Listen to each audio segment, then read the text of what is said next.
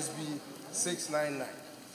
Members of the committee, my humble self, Senator Suleiman Nazif, Chairman, Senator Olushola Adeye, Vice Chairman. Okay.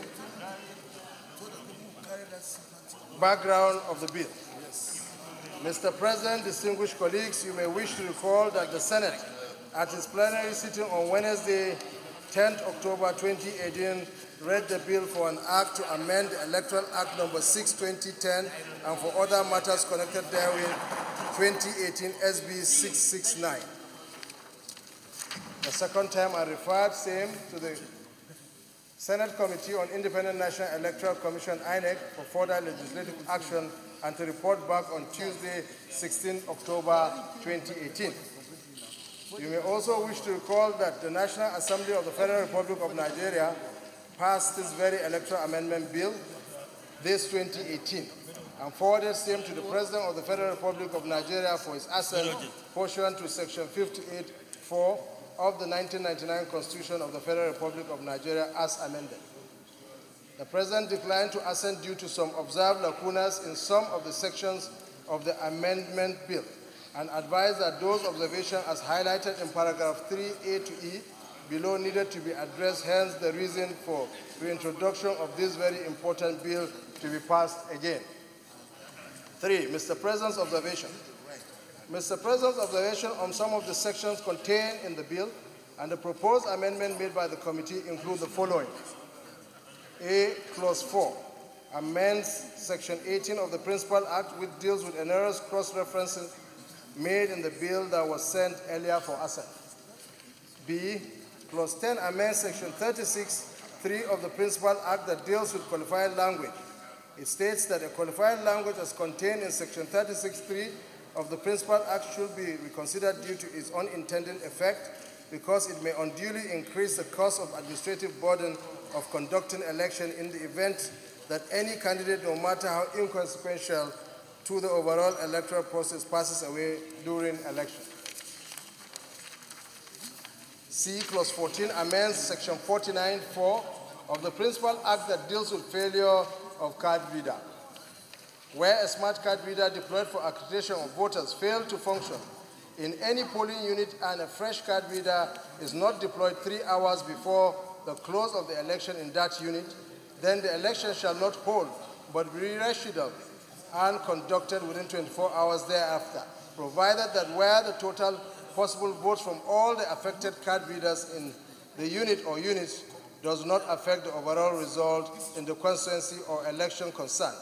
The Commission shall, notwithstanding the fact that a fresh card reader is not deployed as stipulated, announce the final result and declare a winner. D. Clause 24 amends Section 87(13) of the Principal Act that deals with the issue of deadline for primary election. The date for primary shall not be earlier than 150 days and not later than 90 days before the date of the election to the elective office. The same section also stipulates a specific period within which political party primaries are required to be held, since the unintended consequence of leaving INEC with only 9 days to collate and compile lists of candidates and political parties for various elections.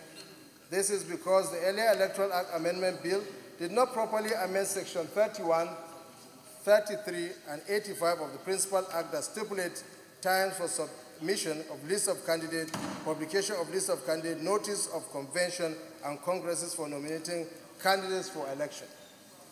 E. Clause 32 amends Section 144 of the Principal Act that deals with omission of name of a candidate or logo of political party. It states that if at the point of display or distribution of ballot papers by the Commission, a candidate or his agent discovers that his name, the name or logo of his party is omitted, a candidate or his agent shall notify the Commission, and the Commission shall A. postpone the election to ratify the omission, and B. appoint another date to conduct the election not later than 90 days. Where the election is postponed due to omission of a political party's name or logo, the Commission officer responsible for such printing of party names or logo commits an offense and is liable on conviction to imprisonment for 2 years or a fine of 2 million naira or both. Also, in an extra effort to address some other issues rightly observed in the provisions of both the Principal Act and the amended bill. The committee went further to amend some other sections of the Principal Act, made some additional new insertions or subparagraphs appropriately in the amendment bill. The other sections of the Principal Act that are also amended are listed below as follows. Section 31, 33, 34, 38, 44, 67, 76, 78, 82, 85, 87, 91, 99, 112, 120, 138, 143, 151, and the schedule. Note that the detail on each of these sections listed above are contained in the amendment bill attached to this report. 4. Objective of the bill. The main objective of the amendment of this bill includes the following. 1. To provide for the use of card reader and any other similar technological device in conducting elections. 2. To provide a timeline for submission of lists of candidates and rightly captured in Section 31(6) and 85(1) of the bill. 3. To identify criteria for substitution of candidate, limits of campaign expenses, and 4. To address notice problems related to the omission of names of candidates or logo of political parties. 5. Method of operation. In carrying out this assignment, committee members considered and effectively utilized the underlisted as guide for arriving at unanimous resolution on each of the amended sections of the Principal Act contained in the amendment bill. 1. The Constitution of the Federal Republic of Nigeria, 1999, as amended. 2. The INEC Electoral Act 2010 as amended. 3. The Electoral Act 2010 simplified. 4. Suggestions made by key stakeholders, and 5. Other relevant materials. 6. Comment. Mr. President, distinguished colleagues, at this juncture, it is worthy to state very clearly that all the issues raised by Mr. President of the Federal Republic of Nigeria while declining his assent to this bill have been captured and addressed.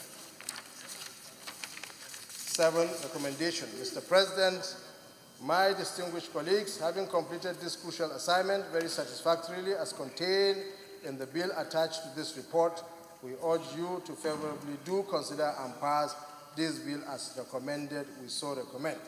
8. In conclusion, on behalf of members of this committee, I wish to most sincerely express our tremendous gratitude for the opportunity given to us to serve in this regard.